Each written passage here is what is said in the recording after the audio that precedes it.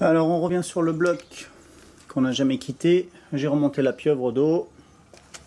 J'ai remonté le capteur de point mort haut du vilebrequin que je vais resserrer de ce pas. Non, comment ça se fait? Ok, je sais pourquoi, parce que ma clé est trop grosse. Voilà, très bien. J'ai remonté le capteur de position d'arbre à cam, par contre celui-là. J'ai remonté l'arbre à cam. Et donc voilà, c'est ça, je voulais vous montrer la poulie de vilebrequin sur la pompe à huile. Donc là, elle est repérée, elle est au point 0. On voit que, on verra ça plus tard pour la distrib, mais on aligne les deux points là. Ouais, je vous montrerai après. Ce que je vais vous montrer, c'est ça. C'est la différence entre les poulies. Voilà, on voit que là, il y a beaucoup plus de dents, elles sont beaucoup plus rapprochées. Là, il y a un plat qui correspond à cette zone-là. Un plat là qui correspond à cette zone-là. Et si je les aligne bien, hop, et cette dent-là qui correspond au début du replat. Pareil. Donc en fait, c'est parce que le signal, il n'est pas interprété de la même façon sur une WRX et sur un Forester. Donc du coup, la poulie est différente. WRX, Forester. Et Forester, c'est hybride. Donc il y a des parties WRX et il y a des parties GT. Donc l'Impreza GT, pour ceux qui ne connaissent pas, elle va jusqu'à 2000. Donc c'est toutes les Impreza qui ont été fabriquées avant 2000. 2000 inclus. Parce qu'en 2001, on bascule et on passe sur la WRX. Alors au Japon, ils appelaient déjà ça des WRX, hein, mais là on est en Europe. C'est pour ça que la WRX qui arrive en France en 2001 s'appelle WRX 7. Parce que au Japon, la GT, chez nous, s'appelait WRX 6.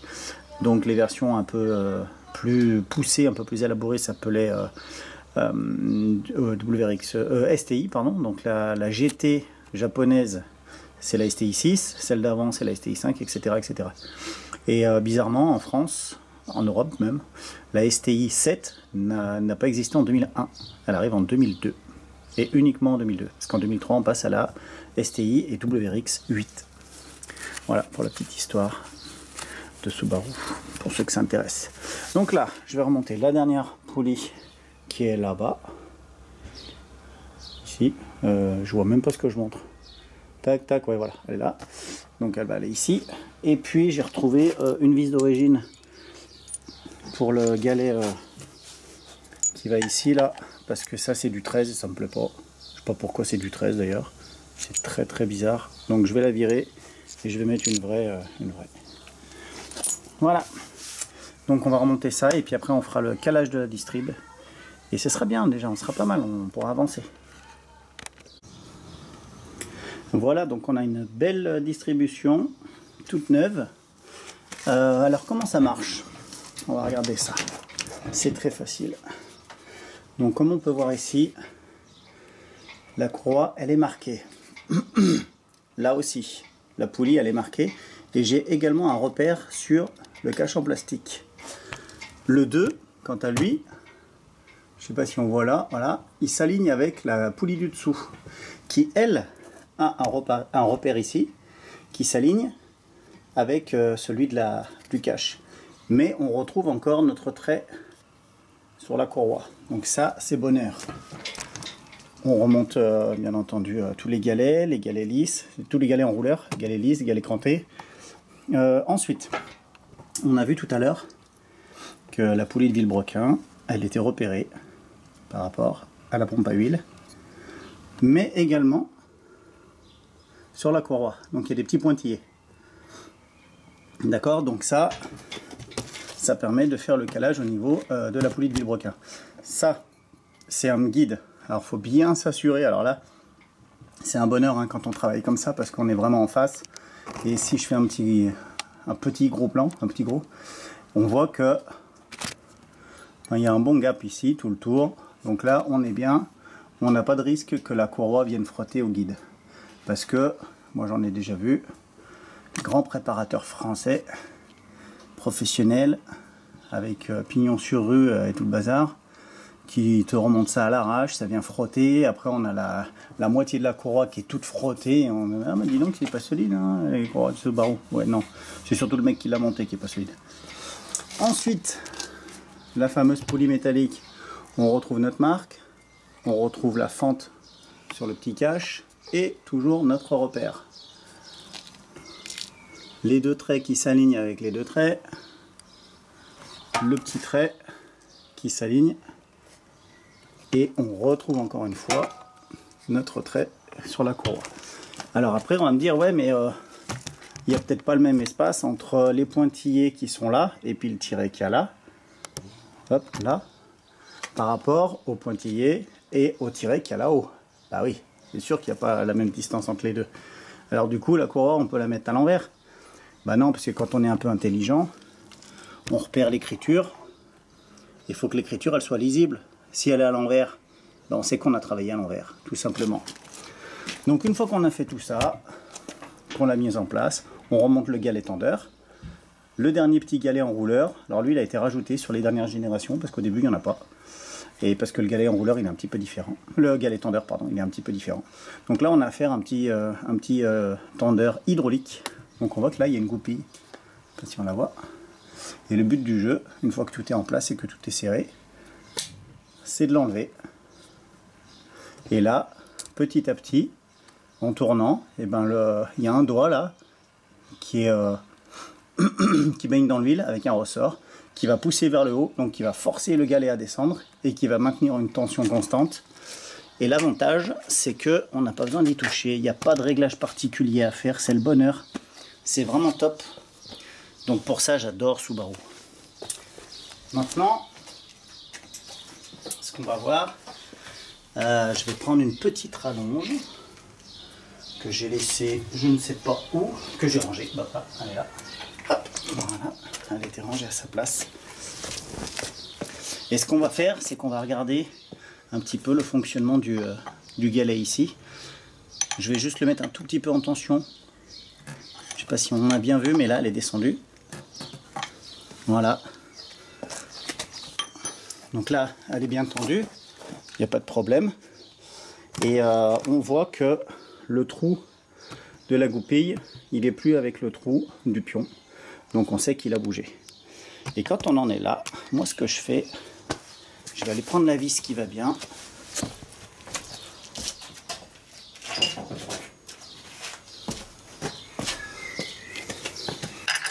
Donc quand on en est là, je remets la vis qui normalement tient la poulie d'ampère. D'accord? Je la visse à fond. Ensuite, je prends la douille de 22, parce que c'est une douille de 22. Et là, je vais m'assurer du calage de la distrib correct. Donc je vais faire 4 tours. C'est 4 tours de vilebrequin. Ça correspond à un temps complet. Chaque piston, chaque cylindre aura fait ces 4 temps. Donc c'est parti. Faut pas qu'il y ait de blocage, bien entendu. Donc là, j'ai fait un tour. Il y a de la bonne compression. J'ai fait 2 tours. J'ai fait 3 tours. Et j'ai fait 4 tours. Et je vais essayer de m'arrêter pile poil au niveau de la marque. Donc on va reprendre la caméra à la main. Voilà. Donc là, on est d'accord que mon marquage il tombe bien en face. Alors, j'ai plus les pointillés. Les pointillés, ils doivent être là. Et c'est normal. Parce que les pointillés vont pas forcément à chaque tour de vilebrequin, les pointillés ils vont pas retomber en face. Ça va arriver au bout d'un moment que le pointillé il retombe en face, mais au bout de beaucoup de tours, et j'ai pas envie de faire beaucoup de tours, parce que ça fatigue, que je suis vieux, et que j'ai pas besoin. Parce que moi, ce que je veux regarder, c'est ça. Là et là, je suis bien revenu. Je suis revenu pile en face. Là et là, je suis bien revenu pile en face. Donc forcément, là et là, je suis en face. Ma poulie métallique, elle est bien en face par rapport à ma marque. Les deux là sont en face. Alors, non, ils sont pas en face. Oui, c'est pas faux. Ils sont pas tout à fait en face. Pour la bonne raison, hop, et hop, que il y a la tension de courroie qui fait Et là, il y a quoi? Là, il y a... Je vais les remettre en face, en fait, et puis je vais vous montrer de combien je vais tourner le vélo. Hop, ouais, j'en ai trop fait. Vous avez vu, je l'ai tourné de rien. Hein. Je l'ai tourné de même pas une demi-dent. Et là, du coup, j'en ai trop fait. Je vais essayer de le ramener. Voilà, ça bouge vraiment très très vite. Hein. Là, j'ai fait un quart de dent. Voilà, là, on va dire qu'on est bien. D'accord? Là, on est toujours en face, il n'y a pas de souci. Et là, on peut voir. Hein. Si je me mets pile poil en face, c'est vraiment c'est que dalle. Donc voilà, donc en fait c'est l'élasticité de la courroie, parce que si je reviens en face, vu que j'ai tourné à l'envers, on est bien aligné, il n'y a pas de souci. Donc voilà, c'est le bonheur de la distribution sur une Subaru. Tout est bien conçu sur ces voitures-là. Après, j'en connais plein qui vont dire ouais, mais ça bouffe du joint de culasse, on fait des coussinets souvent. Alors en vrai, non, pas plus qu'une autre, voire même plutôt moins par rapport à ce qu'on leur demande. Le tout, c'est que si prépa il y a, faut qu'elle soit intelligemment faite. Bien se renseigner avant, chez qui on va. Moi, j'ai aucune prétention à ce niveau-là, j'en fais pas, j'en fais plus, j'ai tout arrêté, je fais que de la mécanique pour les copains. Mais il faut bien se renseigner sur le net. Les forums étaient vachement bien pour ça, parce qu'on avait accès à toutes les infos, et c'est là qu'on se rendait compte que certains pseudo-préparateurs autoproclamés dieux de la Subaru, et en fait, ils avaient énormément de retours, énormément de casses. Et après, quand on a les reins un peu solides, qu'on en fait beaucoup, et on a beaucoup d'argent, parce que tous ne cassent pas, heureusement. Hein. Heureusement. Mais du coup, comme on a rentré beaucoup d'argent, on peut faire jouer l'assurance. L'assurance paye le moteur, et le mec qui dira, c'était pas de chance, il m'a payé le moteur. Oui, certes, mais si on est à 20 ou 30% de moteurs qui cassent, il faut quand même se poser des questions à un moment donné. Donc voilà. Donc maintenant, on va fermer tous les caches. Donc là, les caches que j'ai récupérées sur le nouveau moteur, ils sont pas terribles. Les joints sont pas super. Donc je vais récupérer ceux de Fred, puisque de toute façon, moi j'ai changé tous les joints l'année dernière, j'avais nettoyé tous les plastiques, donc on va récupérer ça. Et peut-être les caches extérieures, droite et gauche, c'est ceux qu'on voit quand le moteur est en place. Peut-être je vais récupérer ceux qui vont avec ce moteur, parce qu'ils auront des inscriptions japonaises qui sont très sympathiques par rapport à un bloc normal qui, qui a une écriture conventionnelle européenne, quoi. Donc là, je trouve que c'est sympa le fait d'avoir des petites inscriptions japonaises qu'on ne retrouve pas forcément sur un véhicule européen. Donc ça, c'est cool. Donc je vais enlever ma petite vis et puis on va remonter tous les caches. Et après, je passerai de l'autre côté pour checker l'embrayage. Déjà, j'ai vu que où c'est que je l'ai mise? La butée était en bien meilleur état. Bien meilleur état, donc je vais la récupérer. Je vais la remplacer. Donc la butée, c'est le truc qui est au milieu là. Je sais plus où je l'ai rangée. Je sais que je l'ai rangée, mais je sais plus où je l'ai mise. Je vais la retrouver. Elle doit être autour du compartiment moteur. Donc voilà, et je vais quand même checker l'embrayage pour voir l'état par rapport à celui de Fred. Donc on remonte tout le plastique. Voilà, c'est fait. Donc c'est très rapide. 3 vis à gauche, 4 vis à droite. On les monte après avoir monté le central. Et le central, 1, 2, 3, 4, 5, 6, 7, 8, et c'est tout du 10. On va faire attention, celle-ci est un peu plus courte que les autres, donc pas se tromper. Et voilà, c'est tout. Et puis après, on met la poulie d'ampère. Et maintenant, on va attaquer la pieuvre. On va attaquer la pieuvre, donc le gros morceau qui est là, le collecteur d'admission, si vous préférez. Et puis, on va le monter dessus avec les joints neufs que j'ai récupérés dans l'emballage. Je sais plus où je les ai mis, mais bon, je sais où ils sont. Alors par contre, il va falloir que je nettoie là, parce que là, ils sont pas super beaux. Et puis, ça devrait aller pas trop mal. Bon alors, qu'est-ce qui s'est passé là? Il s'est passé qu'on a remis la pieuvre. Ah bon? Et t'as fait comment? J'ai fait comme ça, regarde. Là, j'ai mis une vis de 12 là, une vis de 12 là, une vis de 12 là. Ah ouais? Et puis c'est tout? Non, il y en a une autre là. Ah ouais, d'accord. Et donc c'est serré que d'un côté. Ah non, parce que du côté, il y a les mêmes. Il y en a une là. Ah ouais, d'accord. Il y en a deux là. Et puis il y en a une dernière ici. Là, si tu vois là. Tu vas voir? Ah ouais, ça y est, je vois, ouais. Donc voilà. Donc j'ai tout resserré. Et puis c'est tout alors. Bah non, c'est pas tout. C'est j'ai rebranché le capteur de position du vilebrequin, le capteur de pression d'huile. Ah ouais, d'accord. Et ça, c'est quoi qui traîne? Ça là, c'est pour la direction assistée. Je brancherai plus tard, j'ai pas remis la pompe. Ah ouais, c'est tout. Ah non, c'est pas tout. Parce que j'ai aussi le capteur de position de l'arbre à cam, le capteur de cliquetis qui est ici, et puis j'ai remis la durite de flotte qui va sur la petite durite dure là qui est ici, que j'ai refixé aussi. Ah ouais, d'accord. Et là ton collier il est mal mis. Celui-là là. Attends, bouge pas. Voilà, c'est mieux, ça te plaît? Ah bah voilà, c'est plus propre. Ok, donc du coup ça te convient là ce montage? Bah écoute, ça m'a l'air pas mal. Qu'est-ce qu'il te reste à faire? Bah il me reste à faire vérifier l'embrayage. Là je voudrais quand même checker un petit peu. Et puis bah la butée, hein, on a dit que celle-ci était en bien meilleur état. Elle fait pas de bruit, elle a vraiment l'air très récente. Donc je vais la remplacer. Je vais la remplacer et puis il faudra que je pense aussi à faire le soufflet de cardan là. Parce que là, ça c'est pas très rigolo à faire. Ça va même un peu me saouler, on va être honnête. Mais bon, il faut que je le fasse. Je sais pas encore comment. Je vais sûrement devoir lever un côté, enlever une roue. Je sais pas encore. Je sais pas où est-ce que je le fais à la fin. Quand tout est remonté, je mets le pont et je la lève sur le pont. Ce sera peut-être plus facile avec les deux roues pendantes. Peut-être que je vais faire ça, ouais. Donc voilà. Ok, et ben c'est quoi la prochaine étape? La prochaine étape, c'est que je vais l'accrocher à la chèvre ou à ma grue d'atelier si tu préfères. Et je vais le resuspendre en l'air. Et je vais faire, comme je disais, par derrière, je vais faire l'embrayage. Ok, bon bah bon courage alors. Bah merci, hein. À tout à l'heure.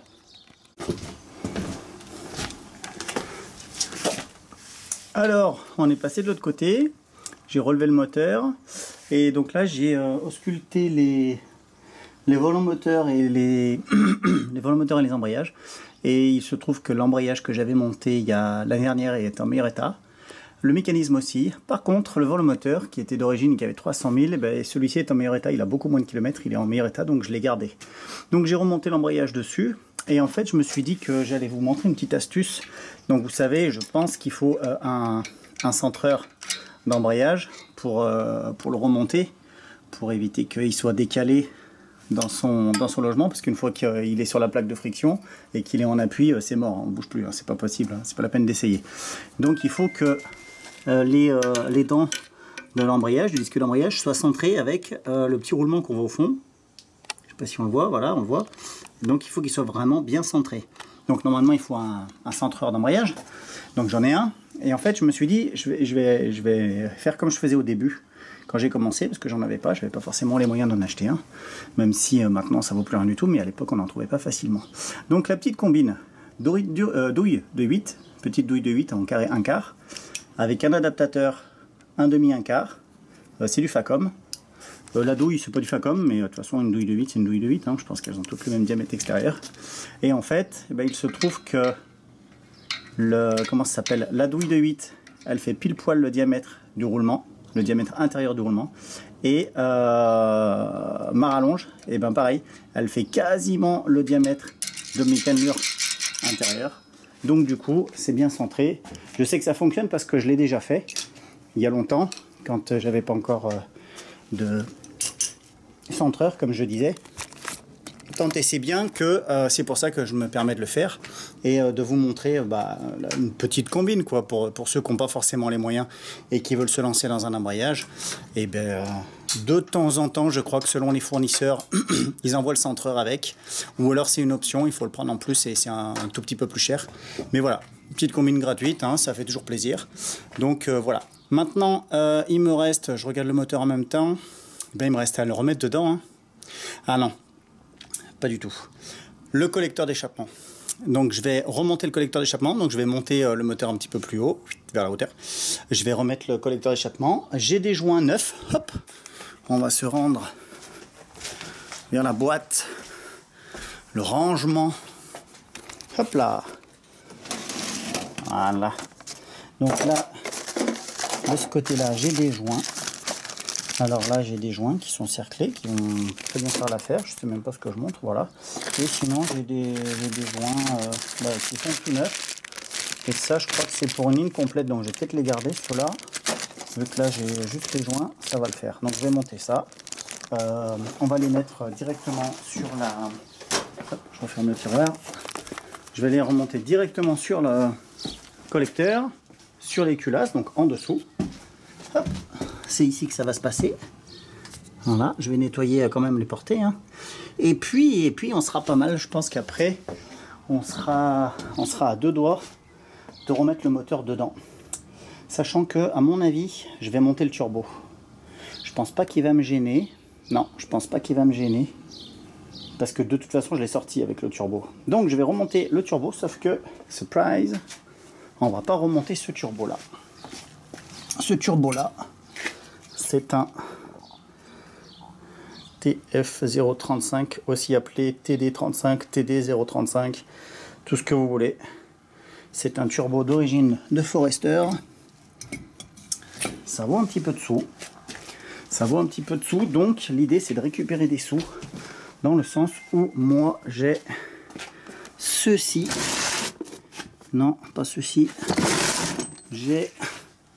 il faut que je le retrouve. Ah, hop là. Voilà, je l'avais rangé, je le savais. Donc je vais le renettoyer un petit peu. Je l'avais fait avant de l'entreposer, mais normalement j'ai ça qui devrait aller pas trop mal. Et ça c'est un TD04L. Donc c'est un turbo de WRX. C'est le turbo qui va avec ce bloc d'origine. Alors il sortira pas les chevaux d'une WRX parce que la carte sera pas faite pour. Mais le turbo étant plus récent, il a moins de kilomètres. Et puis il est là, il existe, il a le mérite d'être gratuit. Donc je vais le monter. Donc ça sera un petit cadeau pour mon copain Fred. Et puis bah, il n'y aura plus qu'à remettre tout dedans. Voilà, donc c'est parti, collecteur, turbo, et on essaye de remettre le bloc avant qu'il fasse nuit. Je sais pas si je vais y arriver.